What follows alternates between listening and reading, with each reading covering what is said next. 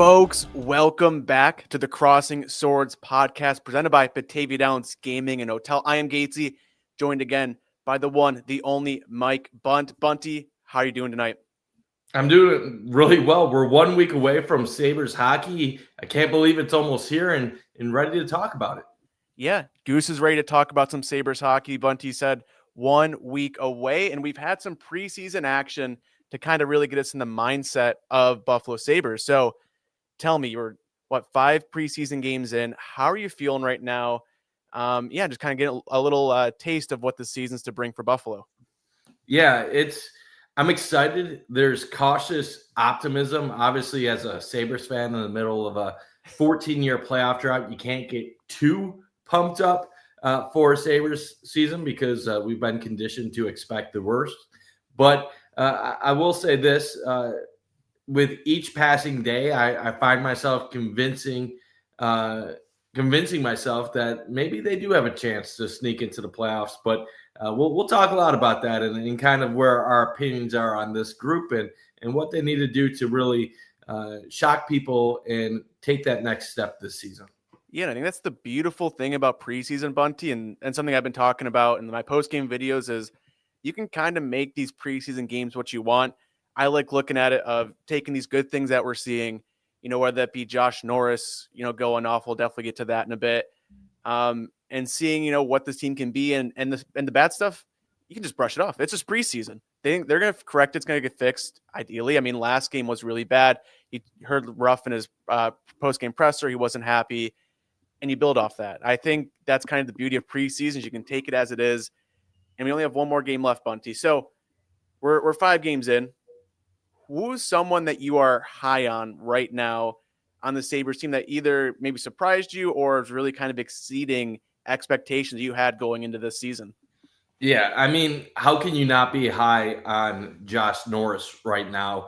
And he's been a guy that has been interesting throughout the offseason because everybody keeps asking who's going to replace JJ Peterka's goal production. And for whatever reason, no one ever mentions Josh Norris. Now, I know the real reason. It's because he's always hurt. He's injury prone.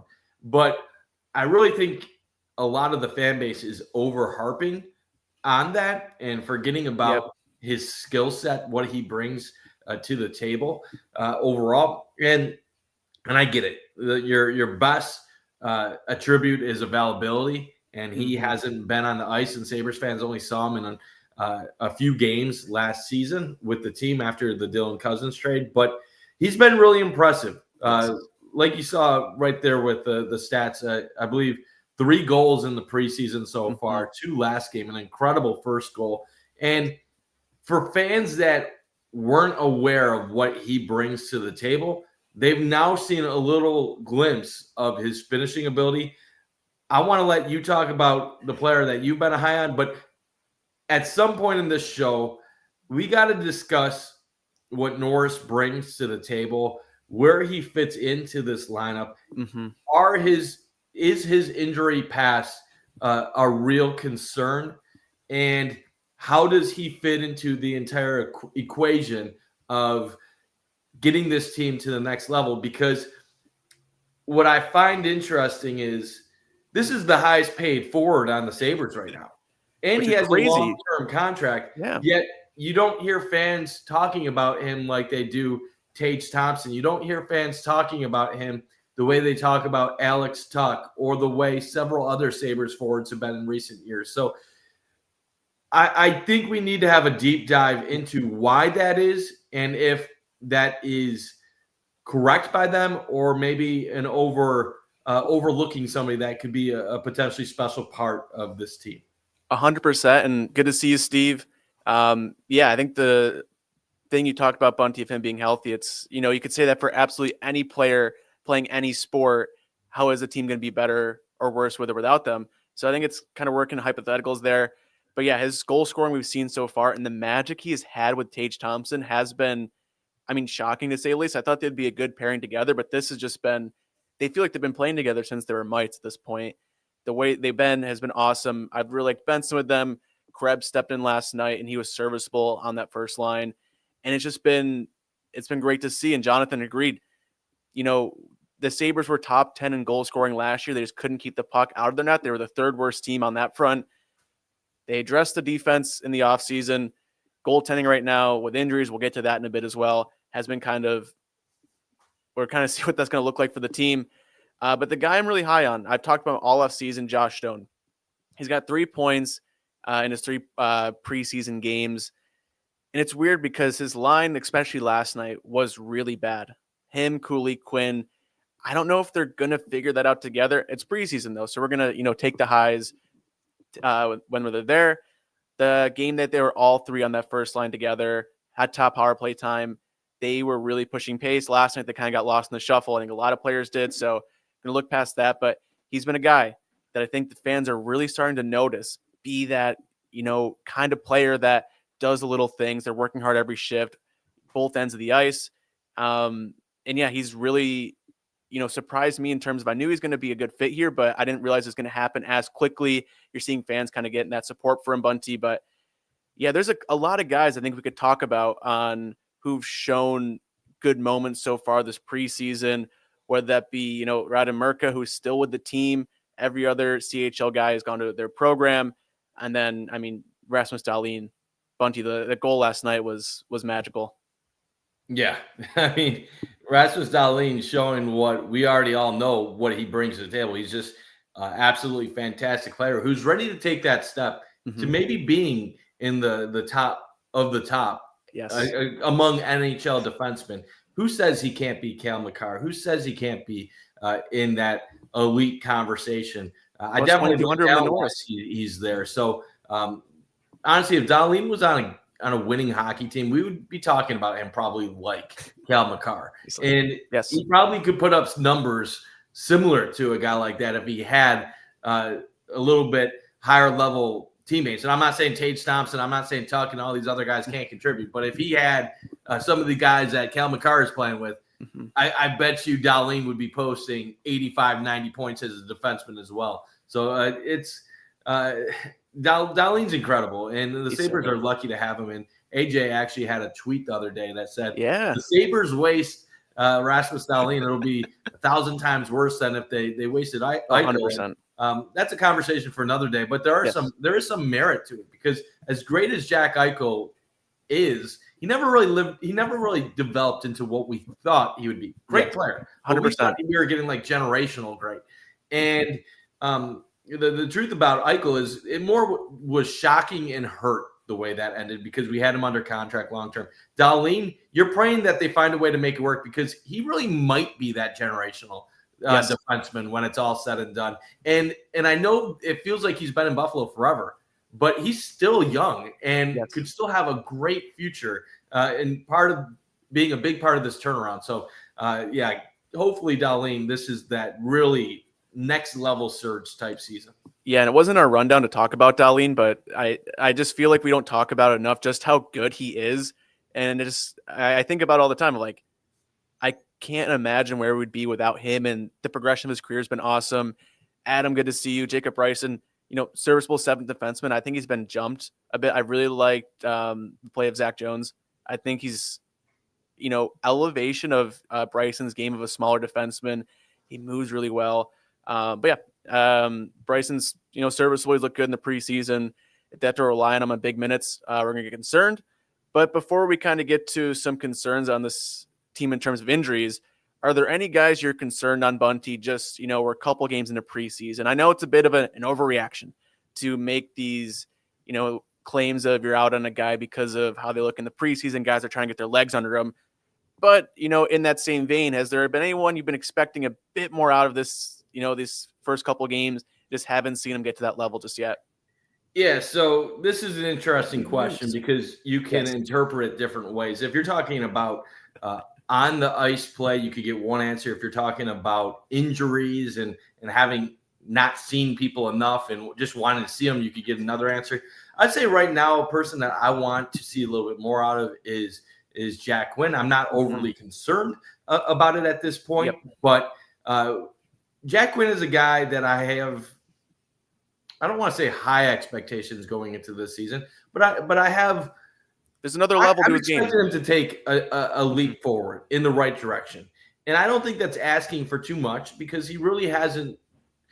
He has the talent, he has skill, but he really hasn't put together great seasons yet. And I'm just wanting him to take that leap from being skilled entry level player to being a good, not vet, but like take that next step. Get from 15, 16 goals, be 20 plus goals. So we'll see what Jack Quinn does. And when we talk about line combos later in the day, I'm really intrigued about where Jack Quinn ends up and the potential of a line that I think will end up happening. So I want more for him, but I'm confident that we will get more from him during the course of the season. Yeah, I agree. And I think that's a guy too that's going to get his opportunities. We're not going to get too much into lines right now. We will later, but with Greenway out, with some injuries happening, like he's going to get a chance to prove himself, but the ball's kind of in his court to do it. A guy that I'm kind of, I hate the word low for this, but expecting a bit more in the preseason was Yuri Kulik, simply because last season he was, the first line center, playing with Tage, playing with Talk, playing with, some of the top end guys for the Sabres. Now he's kind of have to drive the offense on his own line. And I just haven't seen it out of him to be that, go-to guy where he's going to kind of take over his line a bit. We saw, last game, him and Josh Doan had some good plays of Doan retrieving the puck in the O-zone, finding Kulik for a shot, which I think is good. And I think he's going to grow. Like this isn't me being worried about Yuri Kulik at all, but the Sabres are going to be good this year and to win some games. I am worried about that middle six for them. And it starts with Yuri Kulik having that, third line produce for them, get some goals. And if he can be that guy that we saw flashes of last season, obviously he's a younger guy, I think that's kind of be the key for the Sabres because that top line, Bunty, is incredible right now. I feel like they're scoring every shift, multiple points a game that they're out there. Again, it's preseason, but if the Sabres are going to have success, it's going to be on that middle six to kind of figure things out. And yeah, a big talking point though right now, Bunty. It just feels like it's happened overnight. The Sabres have racked up injury after injury after injury after injury. Last night, UPL leaves the first period after stopping 11 of 12. Michael Kesselring goes out after the second period, re-aggravating an injury. Owen Power, Bowen Byram, Zach Benson missed last preseason game. Some injuries. We'll get into when they're coming back. Samuelson as well. Actually, we might as well just get into the injuries right now. Yeah, I'll list them all off. Yeah, so right now, and correct me on anything that I end up getting wrong here. I got it pulled up from today, so I looked at the Sabres update too today as well. So it was actually there was some good news in there. Yes, some of it a little mainly bit good surprising. News. So let's start out UPL because that seems to be the most prominent one at the current moment. So it does appear he's likely to miss the season opener. Lindy Ruff said it's not looking great for him at the current moment. So that means Alex Lyon will likely get the start. And he's been solid throughout the preseason and someone that in the short term, you can get by with Alex Lyon for a stretch. And really, that's why they brought him in. If UPL is hurt, if UPL doesn't play up to expectation, you have a more than capable backup who you can go to, unlike previous years where they wanted Devin Levi in that role, and it didn't really work out. And then they were forced to bring back James Reimer after originally waiving him early in the season last year. So Luukkonen, not the best news, but it doesn't feel long-term. It feels like it's more just something that's nagging that they just have to get through. Now, Lindy Ruff said it might be slightly different than what he was originally dealing with, and actually said that would be a positive thing if that was the case. Then you go to let's talk about the defenseman. Owen Power, day-to-day, he's expected to be available for the opener. Kesselring, a re-aggravation in the loss against Pittsburgh. Now, Ruff said doesn't know too early yet to know if he's going to be in the season opener. That would be a little disappointing because obviously part of the big trade in the offseason, and you want to see him on the home ice for the first game of the season. But still not looking like a long-term thing, mostly just something where he's going to maybe misses a game or two, but will be back in the course of things. So not too bad overall. the one that was a little surprising today was the news on Matthias Samuelsson.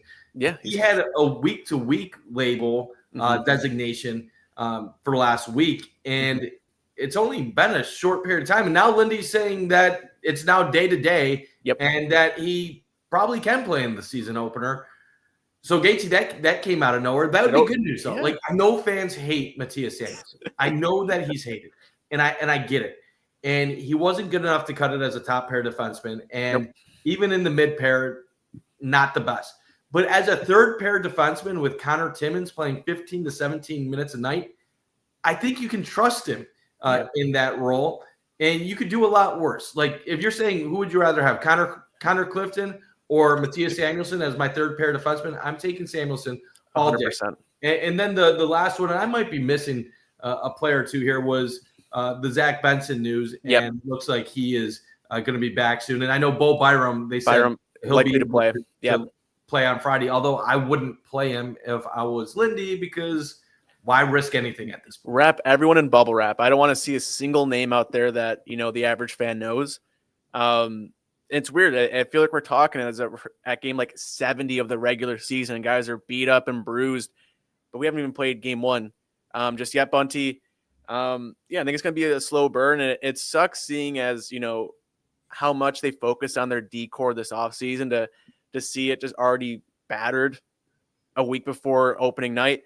We're going to run through some comments real quick. Seven Swordsman, good to see you. Yeah, I mean, serviceable, probably a little bit low ball on Krebs. Both goals were because of him on the zone entry, getting the puck to Norris. So excited to see, when something happens with that top line. I thought it was going to be Josh Stone getting that kind of call up there to be the Army knife. But if it's Peyton Krebs, all good by me. AJ, yes, for watching. Thank you to everyone here. Like the show. Local evening news, good to see you. Good to see you in Pay the Bills chat the other night as well. High on Owen Power. I didn't read the rest of that, but and then Matthias Samuelsson, a lot of people are down on him right now, Bunty. But I agree with you. I think you get him some less minutes where he's not, playing, feels like 30 minutes a night with Rasmus Dahlin. He's going to be serviceable for the blue and gold. And that makes such a difference too. 100%. Like, you see him on the ice for 15 minutes. He's under control, focused on doing the right things. I think you get a better player. I think you get a guy that is more focused. And, for the Sabres, maybe that's a little bit of a disappointment. They obviously believed in him enough years ago to give him a 7-year extension, $4 million per year, and he hasn't lived up to it. So I get the disappointment from Sabres fans. I was even open to them buying him out. But at this point, he's on the roster. They are committed to him this year. So you got to make the most of the situation. And if Samuelsson does continue to struggle as a third pair defenseman, well, you have other options throughout the franchise. You can go to Bryson. You can go to Ryan Johnson, who it's funny. A couple years ago, we were wondering when he was going to get his chance in Buffalo. Before that, it was, will Ryan Johnson ever sign with Buffalo? And now it's, is he going to be part of this team at any point? Now they did extend him. And then, like you said, Zach Jones went to waivers recently. So obviously not part of their initial plans, but someone that could provide organizational depth. So there are guys and there are options. And that's one part that we're going to talk about later on the show, is how this defense core looks now versus a year ago, and why that's going to be a significant factor in whether or not they can turn things around this year. Yeah, I mean, that's the name of the game of the offseason. You saw it in Kevin Adams and who he brought in, the direction of the organization of focusing on that D side, but they can't stay healthy. It's going to be an interesting first couple of weeks for the blue and gold. But we talked about injuries. I think that kind of opens the door for this open night lineup for the Sabres. We're a week away, Bunty. We have one more preseason game. We can look at hypotheticals of guys who are in, guys who are out. But yeah, let's talk about this open night lineup. I think Lindy Ruff has given us a pretty good insight on what this is going to look like. I feel like the lines throughout training camp haven't really changed much. It's just changed due to injury. But opening lineup, I don't know exactly the best way if you want to do this. You want to go, forward line by forward line. But I think we're going to seem pretty on the nose for these.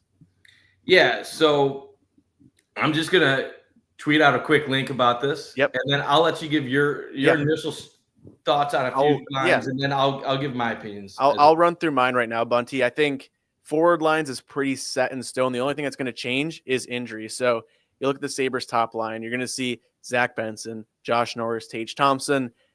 They're awesome together. Only thing I see them not being together long term is if the Sabres need some scoring help throughout the rest of their lineup, and they have to split up Norris and Tage because they've looked really good together. And yeah, Andy, Norris has been a faceoff weapon. He's like 62% in the preseason, which is insane. But yeah, they might need to split him up to kind of figure that out. Second line, you got Zucker, McLeod, Tuck. Third line, Quinn, Kulik, and Doan. And that middle six, I think, is my biggest question marks going into opening night is what are the Sabres going to get out of them? Shout out Bella. She never barks, and then during this podcast, she starts barking. I had Goose running around, so it's pro pet podcast. And then fourth line looks like Gearston, Krebs. Actually, I like Danforth, Krebs, and Malenstein. Danforth, I thought has been awesome. I don't want to spend this time on the podcast, raving about fourth liners, but he's been a good addition so far. Last night he looked great.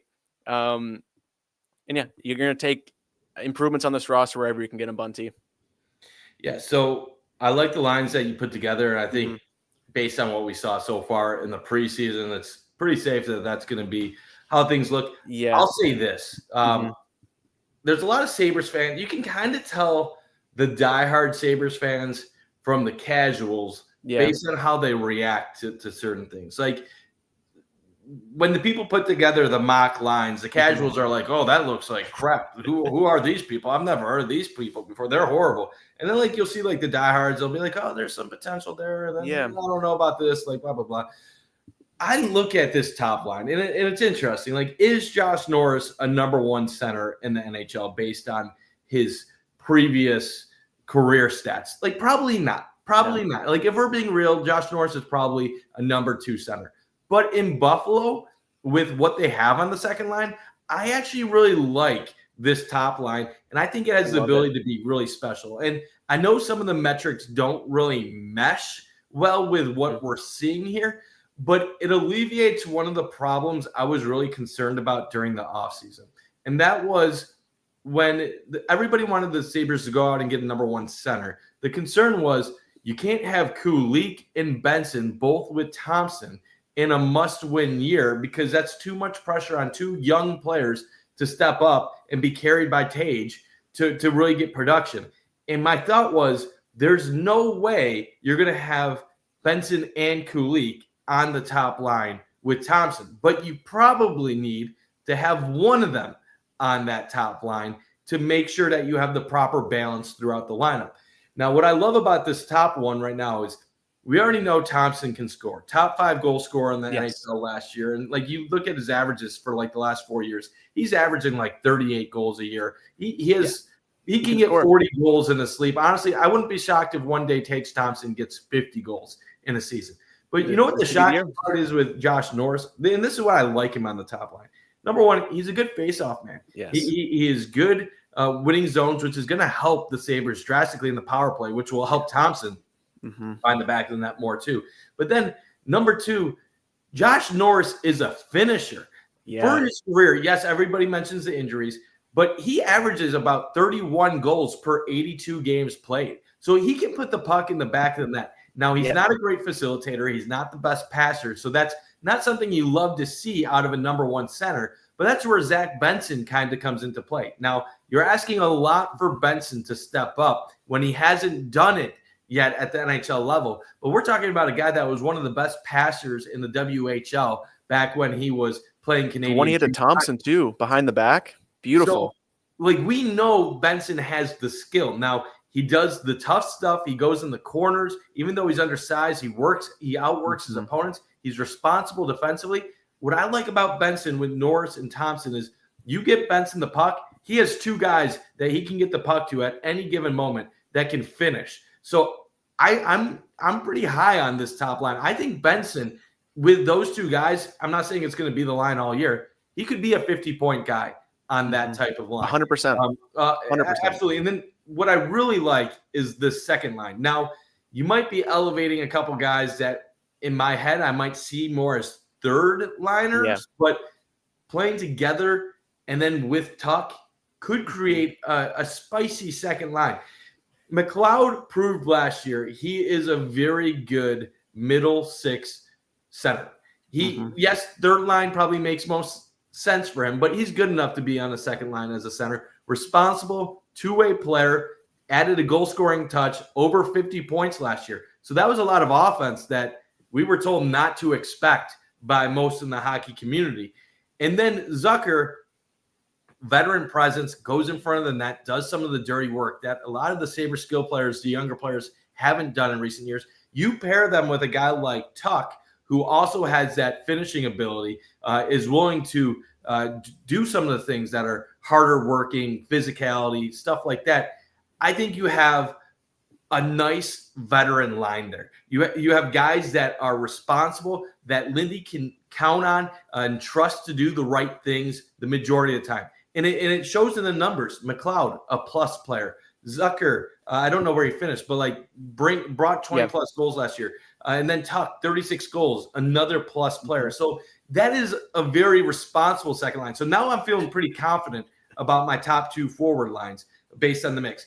Now, where it really gets interesting is the third line. And this is why I'm intrigued by it. On paper, people are going to say, I don't know about this third line. Like it's a little scary. There's a lot of unknown. A lot of question marks. Sometimes unknown is fun and sometimes it's scary. But I am very, very intrigued about Josh Doan playing with Yuri Kulik and then obviously Jack Quinn. That is a third line that has something that not many of the Sabres third lines over the last 10 years have had. And the name of that is skill and sniping ability. Kulik has one of the best shots in professional hockey at any level. Now, he has to put his entire game together, but Kulik is going to be a 20-plus goal scorer in the NHL, and he has 30-plus goal potential in the future. Now, we've been saying that Jack Quinn has that ability as well, but we haven't seen consistency from Jack Quinn.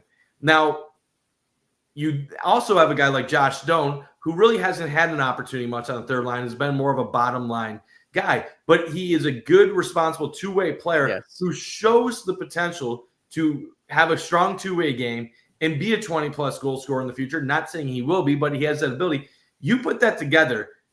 You give a defensively responsible player in Doan with Quinn. That helps Quinn out a little bit because when Quinn was playing with Peterka and Cousins, no one on the ice was playing defense for the Sabres during those moments. So that was kind of a danger. Kulik, I'm not going to say he's the most perfectly well-rounded player, but he does have elements on both sides, and he can get things done. I think that third line has scoring ability, and I think that there's going to be some low moments, but I think there could be some high moments as well.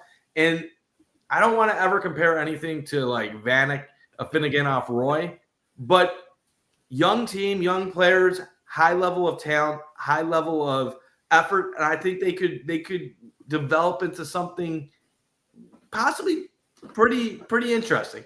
Now, the fourth line, it is what it is. At this point, Krebs is a guy where if he is a gritty fourth line center getting you 10 goals, 30 points, you take it as your fourth line center.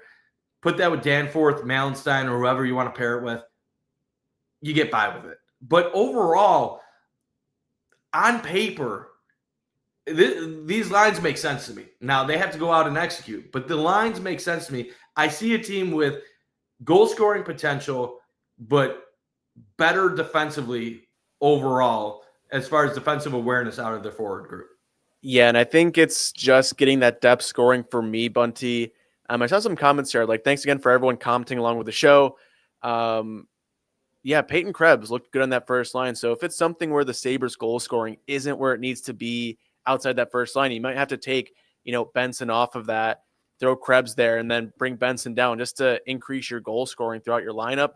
I guess we'll kind of see how things go. And it just really depends on that, third line especially. Can they score a goal here and there? Can they get that secondary scoring that, has really kind of hurt the Sabres at times, especially getting to close games. Lindy Ruff has talked all offseason the importance of, winning close games. You get a depth goal from a Josh Doan or Yuri Kulik or whoever, is going to be a big thing for the team. Local evening news, Doan is pesky. And I think that's the big question mark is how those three are going to work. It looks like on paper, Bunty brought up, Kulik's shot with Doan's, tenacity and puck moving. And, Quinn has a shot too when he's feeling it. If it all comes together, like that line is going to be really, really good for Buffalo. I think it's just kind of figuring all that out when the time comes. In terms of guys who are hurt, I know we talked injuries before.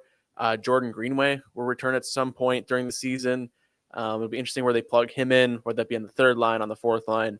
Like, doesn't the fourth line feel like a better fit? Oh my God. Yeah. 100%. That's the thing. Like, that's why I feel good about this team because Jordan Greenway on the third line, like, okay, it's decent. They'll be physical. Like, it works. Jordan Greenway on the fourth line, I'm like, oh, okay.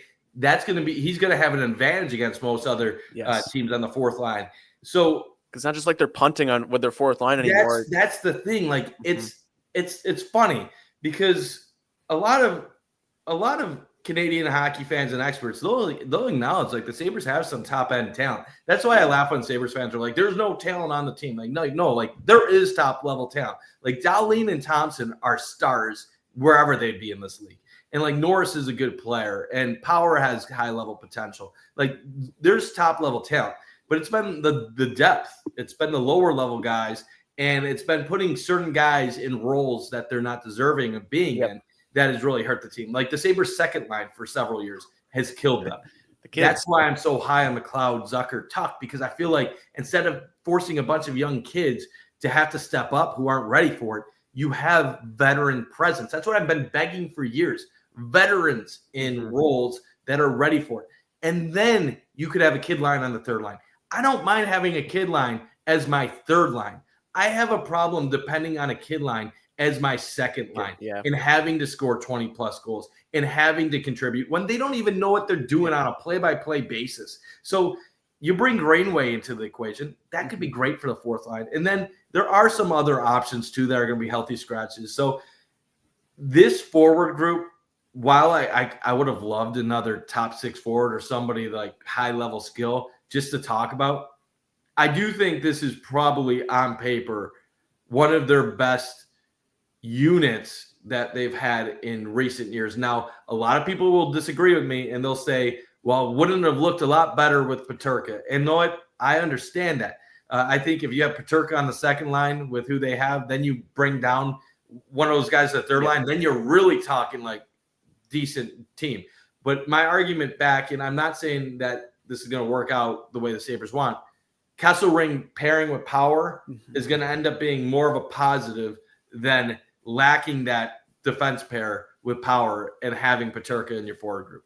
100%. I thought Kesselring last night, he was paired with Dahlin before he went out, and he was great. I think he's looked really good this preseason. Like their second game together wasn't like the best, but to expect all these players to be incredible every single game is, I mean, that's not feasible. Bunty, I have some breaking news. The Sabres aren't going 82-0 this season. So you're going to have games where they're going to, look off, look different.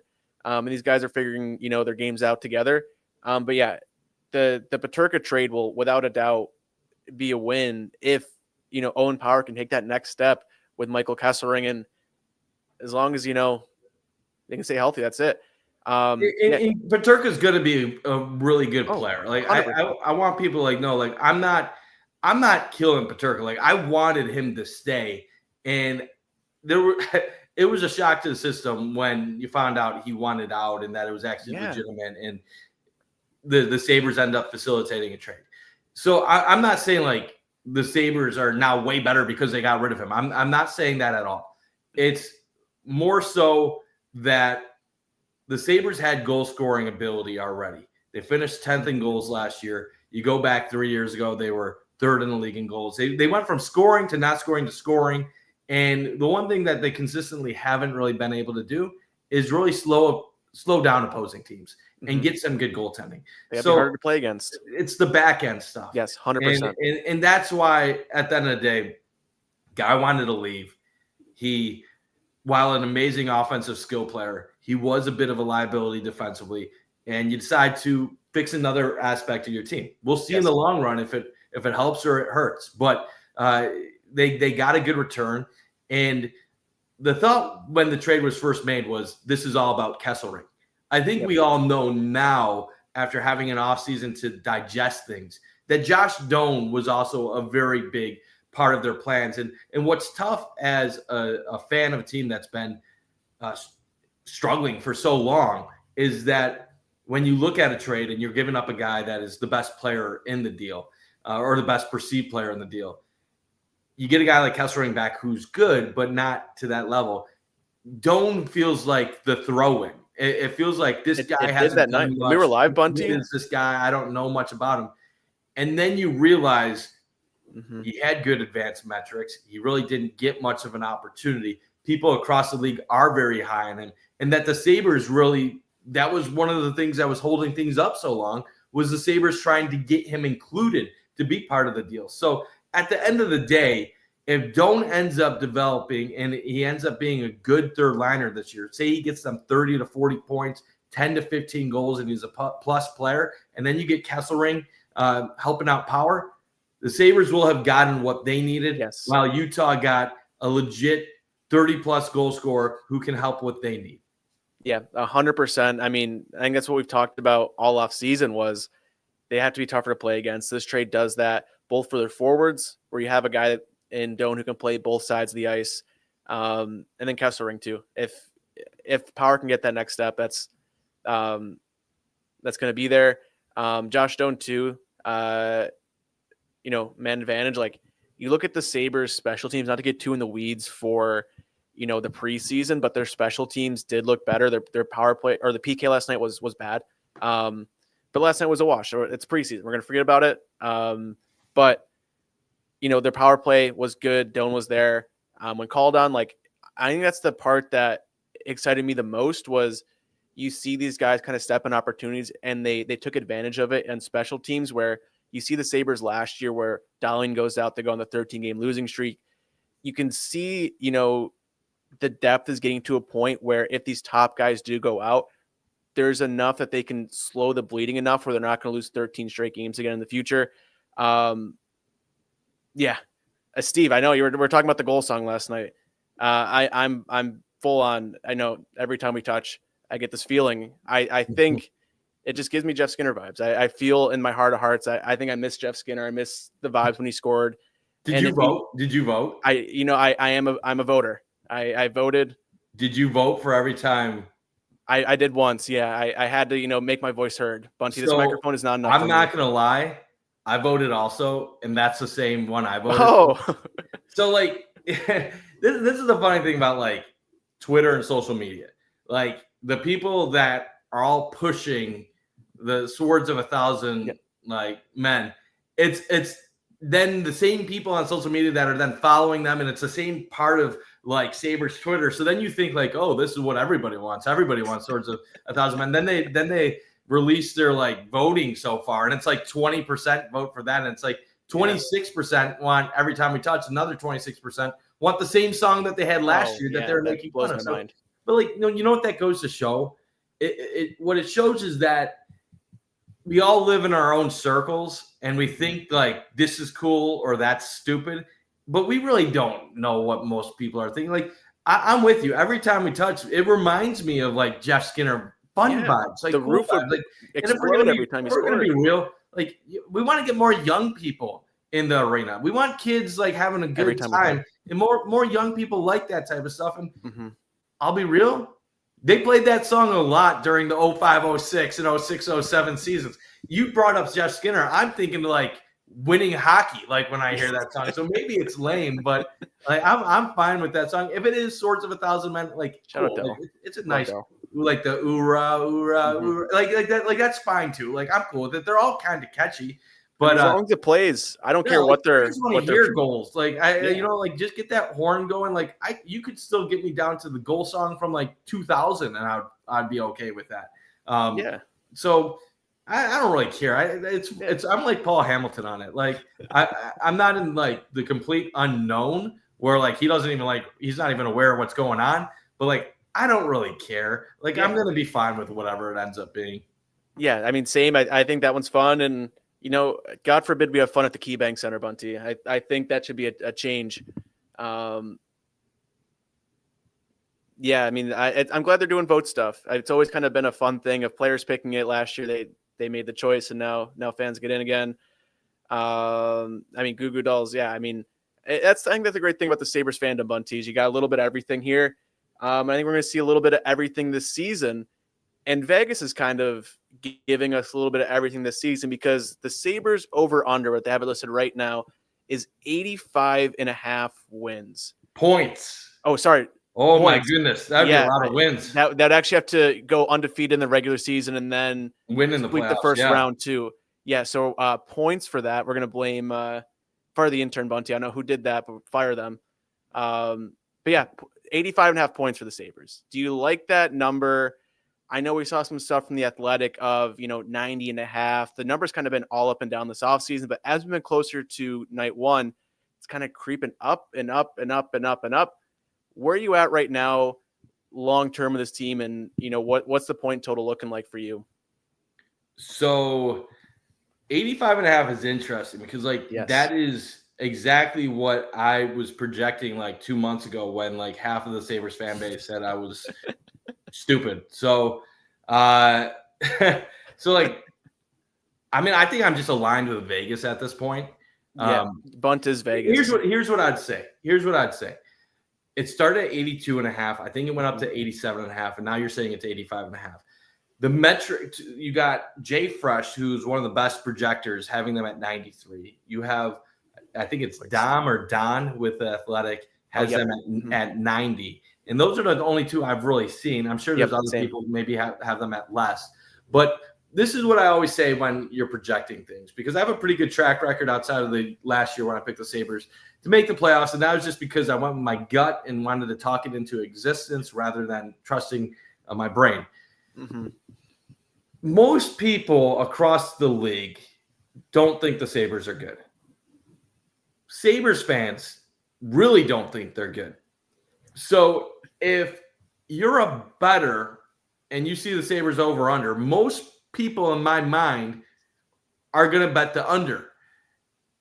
That tells me when you see the metrics at 90 and 93 points, hammer the over. So when they were 82.5, 84.5, I said, do the over. When it got up to 87.5, I'm like, now it's getting a little risky. They would have to have their second best season of the last 15 years to get to 88, 89 points. So I wouldn't say once it got to 87.5, I'd say, okay, maybe under now. But my projection 2 months ago was 85 to 87 points. So this is a tough one because 85.5, that's right in the middle of where I'm at. I would say in my head, I think I would go over. But if that line switched to 86.5, I might be under. I think 86 points is right where I'm at. And I would say they got a 6-point variance either way. The worst case scenario I can see is 80 points. The best, I'm not saying this is the best case, but best case for my range would probably be 92. Mm-hmm. And I would say realistically 85 to 87 is where I think it is at this point. Now, they could do better, they could do worse. But there's a lot of factors that are going to go into that. The development of some of these younger players like Doan, Quinn, Kulik, staying healthy with their defense pairing right now. Making sure that Norris is healthy for an entire season, getting good goaltending, improvement on the penalty kill, the power play taking a step in the right direction. So there's a lot of unknowns. Right now, I'll go over the 85.5, but it would be just by a little bit, not by much. Like I said, if they get off to a hot start, this can completely change. But at this point in time, going from 79 points, I can't pick 90 plus right now. Yeah, that's asking a lot, especially where you see how beaten up they all are already. And like you said, it's kind of staying healthy. We've seen years past when injuries happen, it kind of snowballs in the wrong direction. So let's see if they can, kind of get to that point. And this is just a different team. It's not like they just plugged in one new player or just running back the same thing basically, and we're picking them to be 10 points better.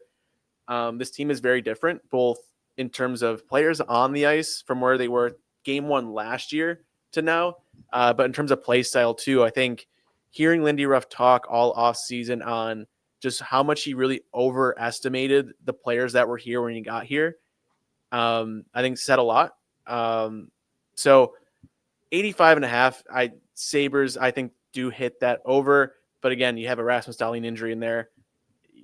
Who knows what happens? But yeah, we Bunty, still got to talk deep pairings, man. I know. I just keep thinking about the deep pairs in my head. Like, I'm glad you brought it up because it's like, one, they have to work, but we talked opening at lineup and we didn't even talk about all the injuries that they're facing right now, where, on paper, what they have listed is, Dahlin, Byram, Power, Kesselring, Samuelsson, Timmins, but you kind of have some question marks in there and who's going to be there. And then I think the biggest talking point of all right now is Radim Murka is still with the Sabres. So, which that doesn't really make sense because everybody said he was raw and was going to need a lot of time. Yeah. So what is Murka? Like, are they just trying to give him the experience? Probably they're just trying to give him the experience before setting him back down wherever he's going to end up playing. But it is kind of interesting. Yeah. I think it is. Yeah, it is interesting on how that all is going to come together, Bunty. Yeah, and you look at he's still here, so he's going to play against Pittsburgh on Friday. His last game he played against the Penguins was his worst game of the preseason. He didn't register a hit. He looked, slow out there. He got beat a couple times, some bad turnovers. He didn't play his game. I think that's my biggest takeaway was the reason he's still with the Sabres right now is because he brought something to the lineup that no one else could do, and he really shied away from that last game. So, you'd expect coaching players to talk to him like, hey, just, be a menace out there and play his game, and we'll see what he does on Friday, Bunty. But if he, shows that again, it's like with guys out, what do they do? He can play in Rochester this year. At this point, it's, here or Rochester. I feel like it'd be, I don't know if they would send him back to the WHL, but yeah, Steve, you think Benson's due for a breakout season?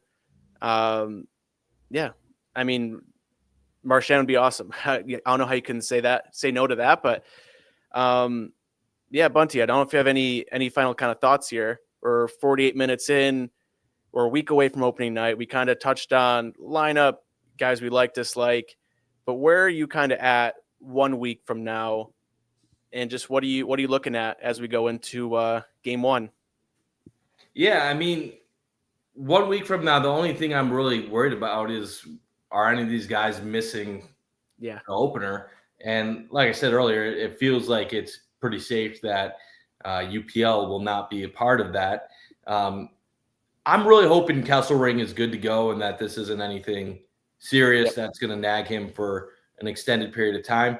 I know the talking point is injuries right now, but I really think that in modern day professional sports, we harp on injuries too much during training camp and preseason. A lot of it is just load management. And when somebody has a bruise, you sit them out of things. Mm-hmm. So the Sabres, especially in hockey, they're not very specific with what the injuries are. So a lot of this can just be the most minor stuff and just giving a guy a day or two because you don't want them to put themselves in a bad situation before the season gets underway. Greenway's obviously going to be out. UPL is going to be out. We'll see about Kesselring. But even with the players that they're missing, there's no excuse for them not to still have a chance to get off to a good start. They're going to be healthy on their top line. It looks like their second line is going to be good. Third line should be good. Like, without having Greenway, does that kill the forward group? Probably not. As far as deep pairings, if Kesselring is out for a period of time to start the season, it would be interesting to see how things go with Power. You'd still have Byram with Dahlin. I think obviously you would have Power the second pair. You would have Timmins the third pair.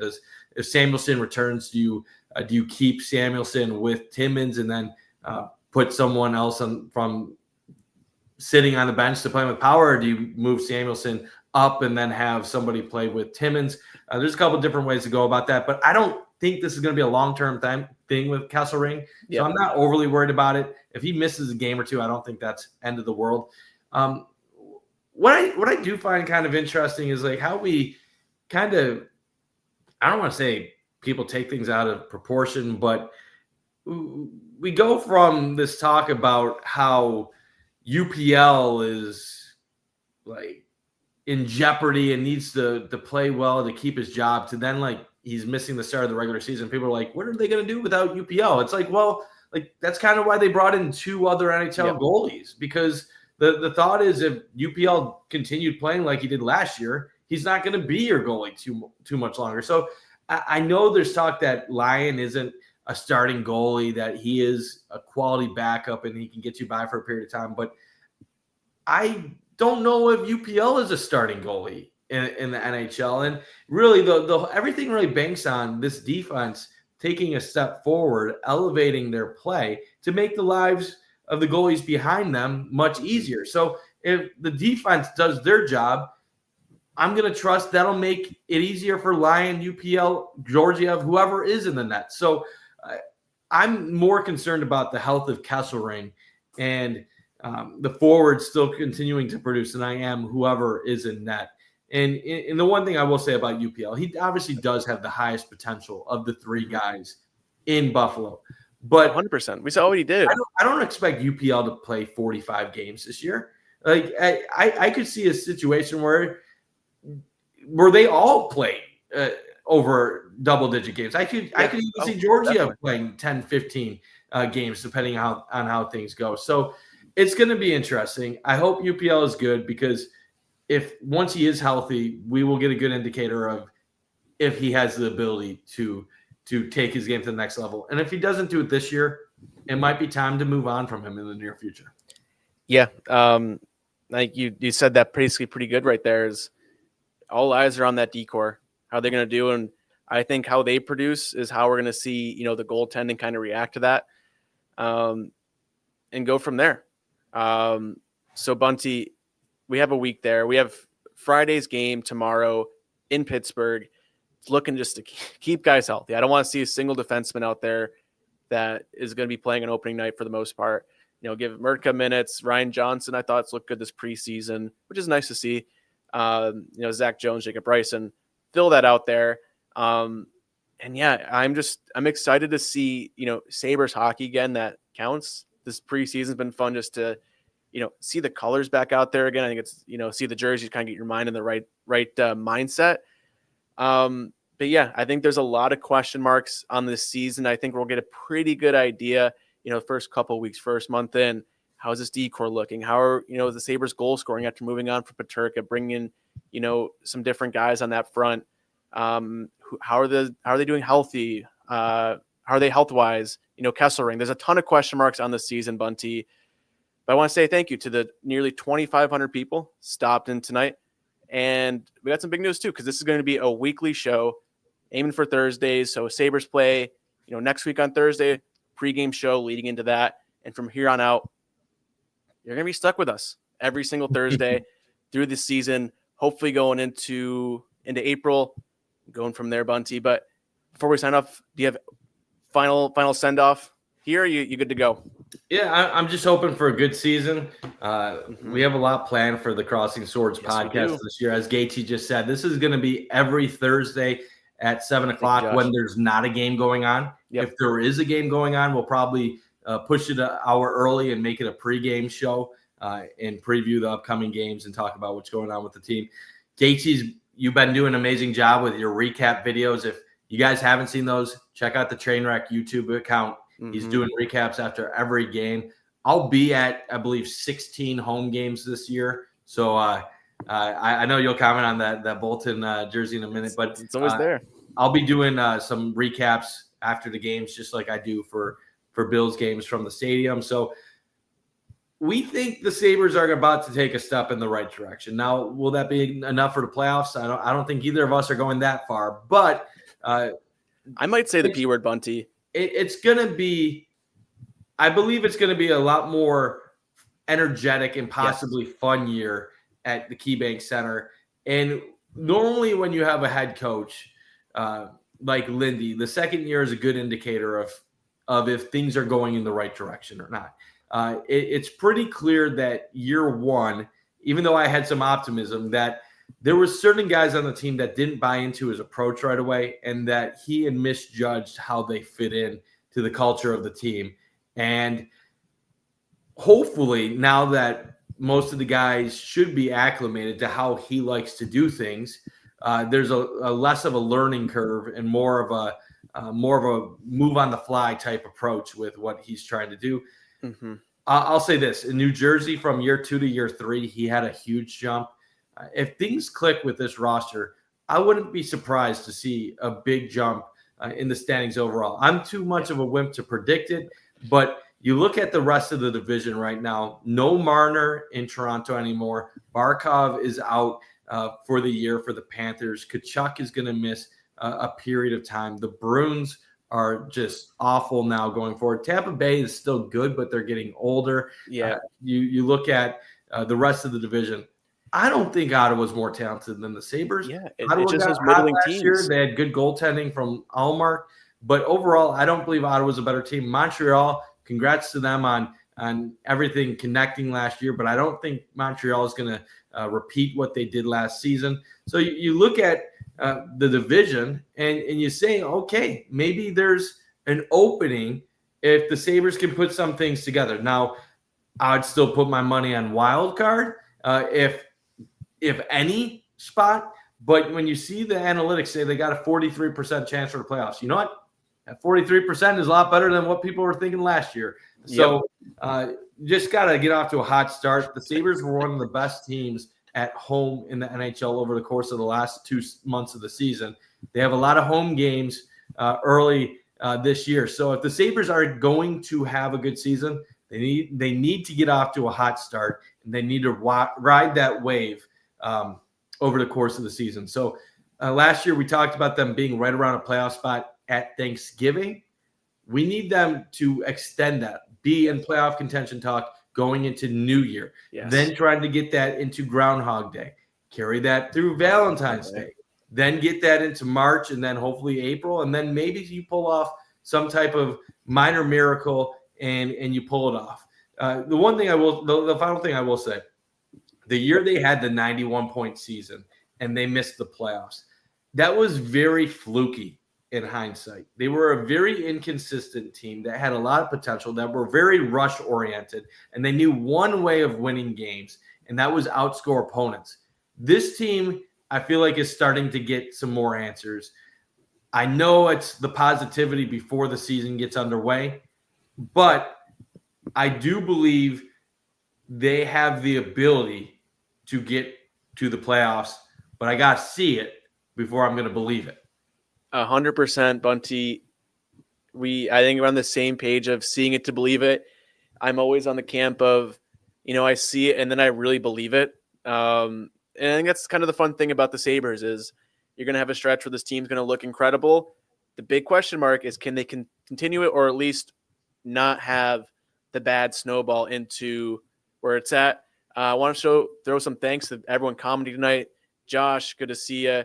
Gar, good to have you here. Steve, thanks guys for the nice comments on that. Just appreciate all that. A lot of work goes into all of our stuff here. And it's going to be a fun Sabres season, Bunty. I'm excited for us to get back into this. Excited to watch some Sabres hockey. Excited to see all these question marks, all these things we've been talking about the offseason, all these hypotheticals come to fruition. Excited to see, Tage Thompson score a lot of goals, Rasmus Dahlin do incredible things. How these guys like Josh Doan are going to step up in a Sabres uniform now. Michael Kessering, how is he going to be in Buffalo? UPL, is he going to return to form that we saw just 2 years ago? So many questions, Bunty. We're going to have a million more answers every Thursday. But I'm Gatesy, joined by Mike Bunt. Appreciate everyone here, and we'll see you next Thursday.